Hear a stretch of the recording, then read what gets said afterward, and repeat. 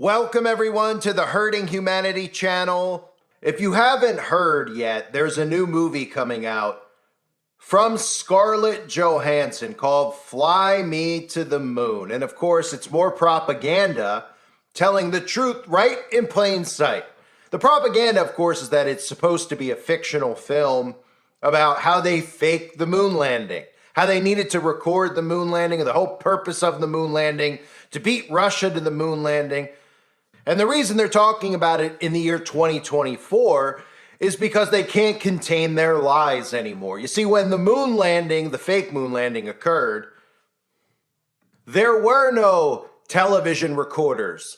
There was no internet, obviously. So people weren't able to actually watch frame by frame the actual moon landing that aired on national television at the time. But as technology has evolved to their benefit, there's also a lot of things that have caused harm to the New World Order, like people actually watching the bullcrap that they're getting fed and slowing things down and seeing the lies for themselves. So Scarlett Johansson, I have to play for you an interview and some of these clips, of course, on how they deflect the truth in plain sight. And Scarlett Johansson, the plot of this film, the premise is that during the 1960s space race between the US and the Soviet Union, relationship develops between the NASA director in charge of the Apollo 11 launch and the marketing specialist who's brought in to fix NASA's public image and stage a backup fake moon landing. And of course, before I show you the clip, I've got to show you just some of the pictures I've shown you over the years where we could see exactly who Scarlett Johansson is, right? It's all seeing eye symbolism over and over. I've shown you Scarlett Johansson on magazine covers, very similar to Marina Abramovich, where we see these satanic poses. We've seen Lucy, of course, the film that shows a lot of what's going on in the world, right? With that black glue and that transformation. But Scarlett Johansson is, of course, just like every celebrity, someone who has gone through CIA mind control programming. They show you this and reveal themselves to you when they show you images of them with monarch butterflies or just butterflies in general. There's not an obsession with butterflies in Hollywood. This, of course, is the truth being revealed in plain sight. And that is why Scarlett Johansson, just like all these other celebrities, are famous. They are government assets. Look at this interview from ScarJo, mocking, of course, conspiracy theories, and watch some clips from the trailer about, again, how they faked the moon landing. We're back with one of our favorites, Scarlett Johansson. She has wowed us with action movies, made us cry with heart-wrenching dramas. It's a good intro, right? And her newest movie is a twist on the rom-com. It's called Fly Me to the Moon, and Scarlett plays an advertising executive tasked with selling Americans on the idea of the Apollo 11 moon mission. And tell me how this idea came about. Well, the idea came about, so I have a production company here in New York called These Pictures, and one of our associates, our head of film, Keenan, just was toying around with this idea of like, well, what if this conspiracy theory was true? What could you build a genre movie around? Like this conspiracy theory is that the moon landing was fake. Yes, that's the one. So public support for the moon mission is rock bottom. NASA needs a marketing specialist, and you are the very best. I work here now to sell the moon. NASA's not something that you sell with a jingle and a slogan. When I'm done, those men are going to be bigger than the Beatles. You told me that your guys don't do interviews, so I had to hire new guys. I'm here for the casting. Who's he? You're a juicy part. I flew 52 missions in Korea. I flew 52 missions in Korea. How's that? The whole world will be watching. We need to shoot the backup version of the moon landing. You mean to fake it? No one can ever know what we're doing. You mean to fake it? Yes, as you heard, what if this conspiracy theory was true? Well, of course it's true, and they're only bringing attention to it because when they put things out in movies that are true, the majority of people take it as fiction because they go to the movies thinking that these people are acting. And what they're showing you is actually the truth in movies and fiction on the news. It's an upside down world that we're living in, and that's how they control the perception of reality, by telling you lies and making you think that all of the things that they tell you on the news are true, when in fact they're nothing more than works of fiction. So for anybody out there that didn't know, if you're new to all this stuff, pretty much every single astronaut that we've all heard of, from Buzz Aldrin to John Glenn Jr., they're all Freemasons. All of these actors that are put in these prominent positions are all networked together and all take a secret oath of loyalty to their brotherhood to lie and deceive the people of the earth. And these are now all the people in politics, in Hollywood, in corporations, heads of corporations who are responsible for all this chaos that's going on around the world. And they want you to think that you're responsible, or some of these leaders are bad apples, but they're all working together. And of course, we've seen Buzz Aldrin over the years, holding the 666 up over his eye. Buzz Aldrin prominently, not hiding this at all, his affiliation to Freemasonry and the Scottish Rite. You can even see some of the photos of him with his little Shriner's hat. You can see his Masonic ring with his crescent moon. Even some of the poses he's done on magazine covers. These are all Masonic poses. And of course, the Freemasons aren't hiding the fact that it's all fake either. The Scottish Rite flag supposedly went to the moon, but it really just went on the set, of course, that they filmed the moon landing on. But take a look at this clip where they're bragging about the Scottish Rite flag, where you could see prominently the 33rd degree Freemason, all these things that are always exposed on this channel, right in front of your faces. The Masons telling you, hey, don't be suspicious that Buzz Aldrin was a Freemason, and don't be suspicious that he brought the Masonic Scottish Rite flag to the moon. Hi, I'm Joshua Poole, Museum Curator here at the Scottish Rite House of the Temple in Washington, D.C. Today it is my pleasure to be able to speak to you about the Scottish Rite flag that went to the moon in 1969. Knowing that Buzz Aldrin would be taking part in the Apollo 11 mission, the Supreme Council thought it would be nice if he could take something Masonic with him to infinity and beyond, because he was going where no man, or Mason for that matter, had ever gone before. See what I did there? The Supreme Council felt that a flag that represented the Supreme Council and Freemasonry in general would do the job. So the flag was hand-sewn by Inga Baum, who was the librarian of the Supreme Council in 1969. The flag itself is white silk. It is edged by a band of gold and embroidered with the words, the Supreme Council, 33rd degree, Southern Jurisdiction, USA, the Southern Jurisdiction motto, Deus me umque jus, the double-headed eagle, the crown of the 33rd degree, the insignia of the Grand Commander, and the insignia of the Master Mason. After the Apollo 11 mission on September 16, 1969, Buzz Aldrin visited the House of the Temple in Washington, D.C. and presented the flag to Grand Commander Luther Smith. Since then, the flag has remained in the custody of the House of the Temple's Archives and Museum Department. In an article about the Buzz Aldrin flag in the December 1969 issue of the New Age magazine, the historical significance of the Apollo 11 mission and its meaning for Masonry were discussed. So, does the landing on the moon have anything to do with Masonry? I think this article put it nicely by ending with this quote: "When man reaches new worlds, Masonry will be there." This flag's presence during the historic lunar expedition symbolizes Masonry's universal appeal. Masonry has been at the forefront of progress and human enlightenment since its beginnings, and will continue to be. This flag serves as a reminder of this. So, Masonry will always be there and will continue to boldly go where no man has gone before.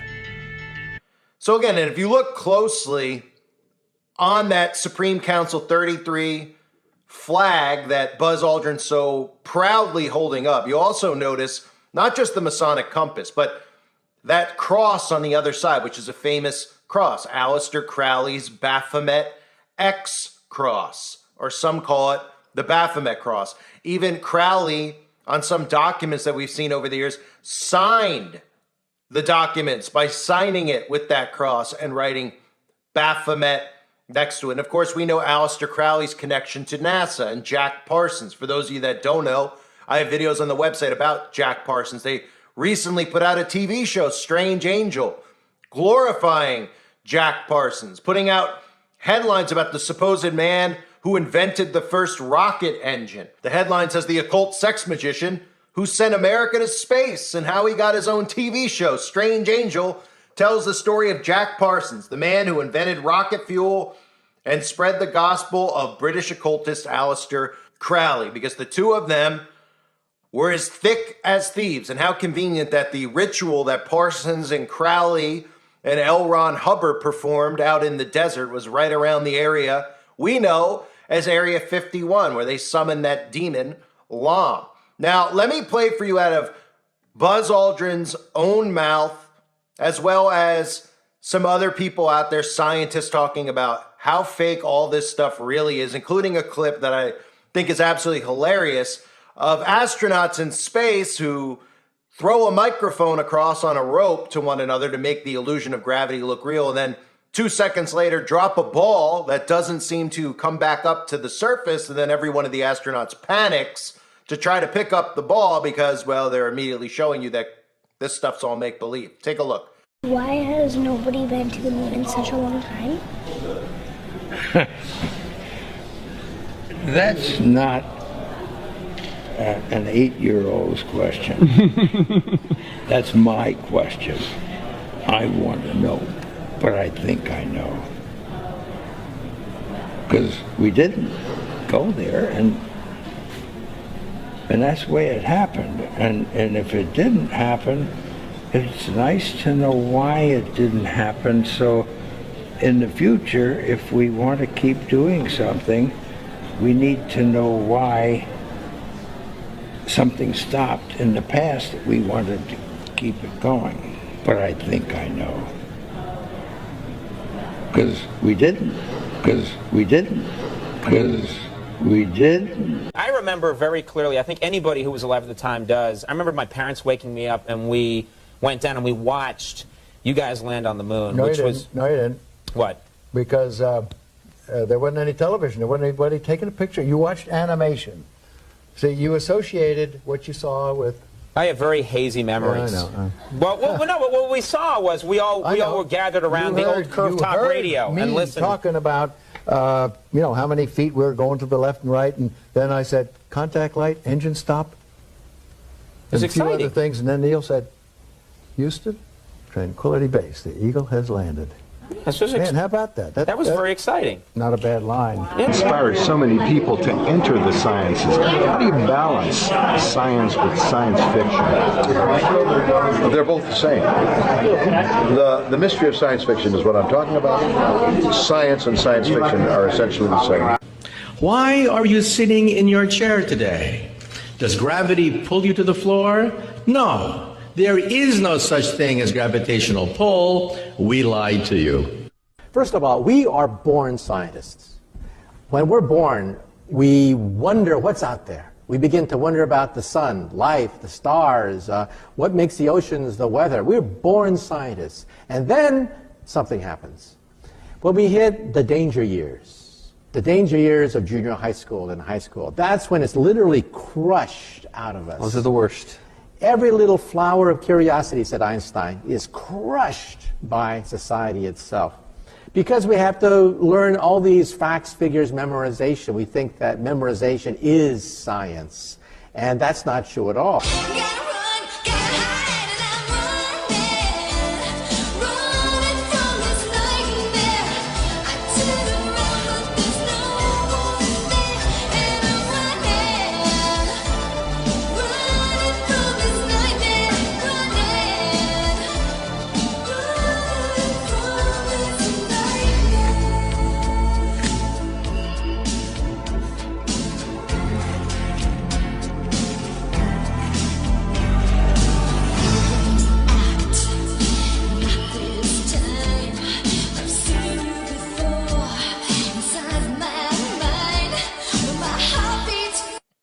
So out of his own mouth, he admits to space being fake, the moon landing being fake.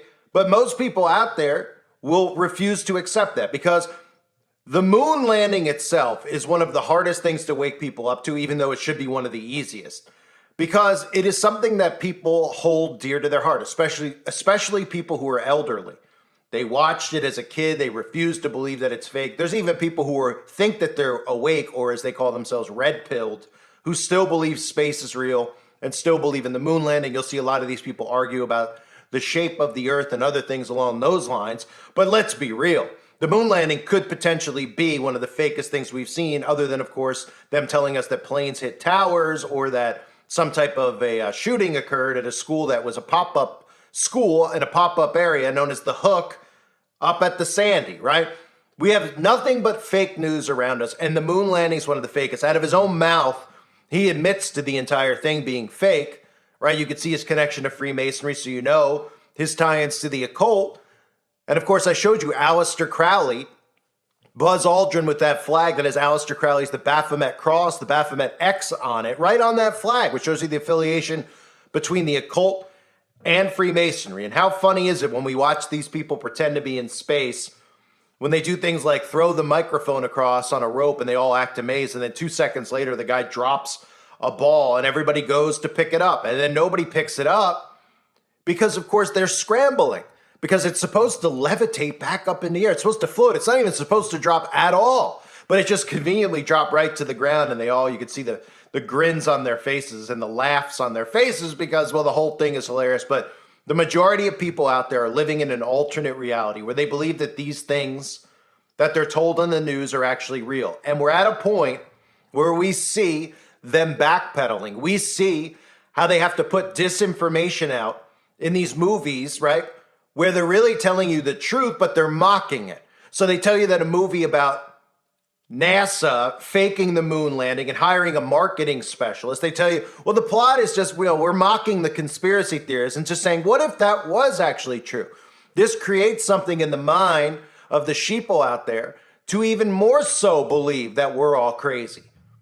That's how this all works. They go and they get programmed by these movies that they're told are fiction, when they're actually showing you truth in these movies they're telling you are fiction. And then every single thing they're telling you is happening in the world on the news is all scripted. That is how we live in an upside down. So Fly Me to the Moon, you can't make it up. I mean, you can't make it up with even how they get away with creating premises like this, telling you that it's flat out make-believe, and then, trying to sugarcoat all these other things that surround it. Like, you never hear the alt-right, right? They'll never talk about the moon landing being fake and go into detail about Aleister Crowley and Jack Parsons, the connection to Freemasonry, the Scottish Rite flag on the moon, and of course all the pictures of Buzz Aldrin, and then quoting out of his own mouth telling you that they never went to the moon. I mean, this stuff is so easy to see for anybody with eyes to see and ears to hear. So Fly Me to the Moon, more mockery right in front of our faces, folks. I thank everybody for being here. Hope you're all doing well. God bless you and your families, as always.